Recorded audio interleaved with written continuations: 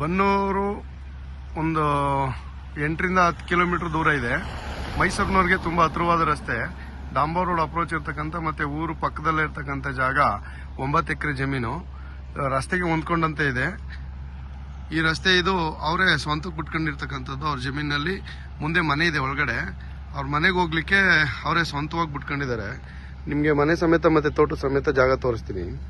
ಮರನೂ ಸೇರಿದಂಗೆ ಈ ರಸ್ತೆನೂ ಸೇರಿದಂಗೆ ಇದು RTC ಲ್ಯಾಂಡ್ಗೆ ಬರ್ತದೆ. RTC ಲ್ಯಾಂಡ್ನಲ್ಲೇ ಇವರು ರಸ್ತೆ ಮಾಡ್ಕೊಂಡಿದ್ದಾರೆ.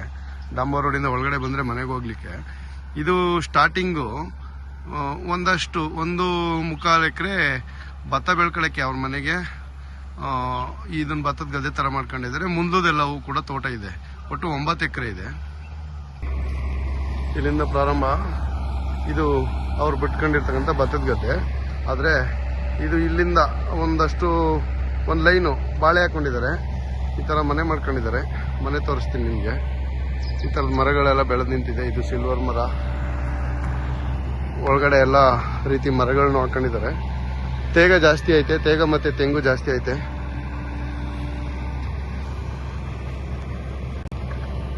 ಈ ತರ ಒಂದು ವಾಸದ ಮನೆ ಇದೆ.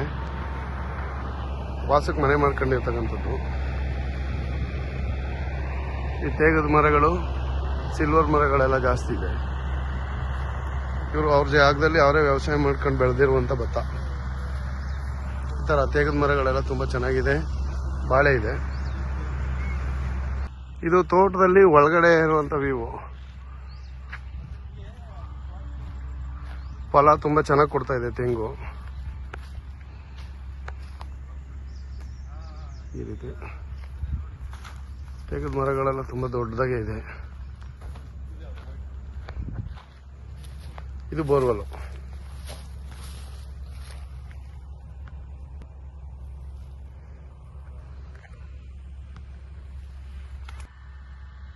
ಒಂದು ಲೈನು ಪೂರ್ತಿ ಈ ರೀತಿ ತೆಂಗಿದ್ರೆ ಬಾರ್ಡರ್ಗಳಲ್ಲಿ ಈ ರೀತಿ ತೇಗ ಹಾಕೊಂಡಿದ್ದಾರೆ. ಆದರೆ ಒಂದು ಲೈನು ನಿಮಗೆ ಖಾಲಿ ಜಾಗನೂ ಸಿಗುತ್ತೆ. ಅಂದರೆ ಬಾರ್ಡರ್ನಲ್ಲಿ ಮರಗಳಿದ್ದು ಮಧ್ಯ ಭಾಗ ನಿಮಗೆ ಖಾಲಿ ಇರ್ತದೆ. ಖಾಲಿ ಇರುವಂಥ ಜಾಗದಲ್ಲಿ ನೀವು ಬೇಕಂದ್ರೆ ನಿಮ್ಮ ಐಡಿಯಾದ ಪ್ರಕಾರ ಬೇರೆ ಯಾವ ಗಿಡಗಳು ಬೇಕಂದ್ರೂ ಬೆಳೀಬಹುದು. ಇನ್ನೊಂದೇನಪ್ಪ ಅಂದರೆ ಇದು ಜನರಲ್ ಪ್ರಾಪರ್ಟಿ ಆಗಿದ್ದು ಕ್ಲಿಯರ್ ಡೀಡ್ ಇದೆ. ಅಂದರೆ ರೆಡಿ ಟು ರಿಜಿಸ್ಟ್ರೇಷನ್ ಇದೆ. ಇದು ಕುಂಟೆಗೆ 1,10,000 ಹೇಳ್ತಾರೆ. ವ್ಯಾಪಾರಕ್ಕೆ ಕೂತ್ಕೊಂಡ್ರೆ ಇನ್ನೂ ಸ್ವಲ್ಪ ಕಡಿಮೆ ಆಗುವಂಥ ಚಾನ್ಸಸ್ ಇದೆ. ನೇರವಾಗಿ ಓನರ್ ಮುಖಾಂತರ ವ್ಯಾಪಾರ ಮಾಡುವಂಥದ್ದು. ರೈತರ ಹತ್ರನೇ ವ್ಯಾಪಾರ ಮಾಡುವಂಥದ್ದು. ಯಾರಿಗೂ ಅಗ್ರಿಮೆಂಟು ಅದು ಇದು ಯಾವುದೂ ಕೂಡ ಇಲ್ಲ. ಡೈರೆಕ್ಟ್ ಓನರ್ ಹತ್ರ ವ್ಯಾಪಾರ. 1,10,000 ಹೇಳ್ತಾರೆ. ಕೂತ್ಕೊಂಡ್ರೆ ಕಡಿಮೆ ಆಗುತ್ತೆ. 9 ಎಕರೆ ಇದೆ. ಬನ್ನೂರಿಗೆ ಜಸ್ಟ್ 8ರಿಂದ 10 ಕಿಲೋಮೀಟರ್ ಇದೆ.